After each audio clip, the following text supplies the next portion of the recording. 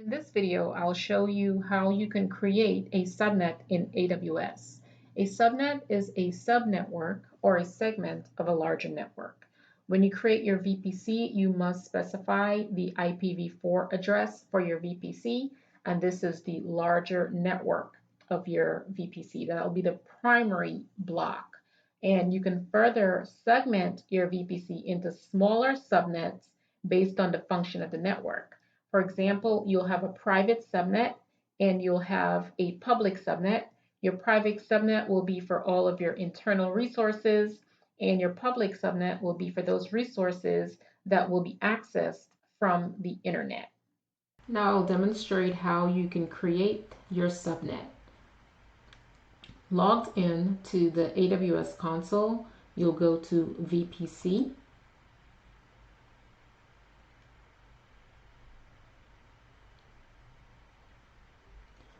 Then you'll click Subnet in the left navigation screen. Your VPC comes with some default subnets. If you choose to use those, you can. Since we created a new VPC in the 10.10 network, we're going to create our subnet for that network. So we'll click Create a Subnet, and you'll give it a name. And this can be whatever you would like to call it. So I am creating a protected subnet. So this will be resources that will be protected from the internet. And we're going to select our internal VPC. The availability zone, let's do US East 1A.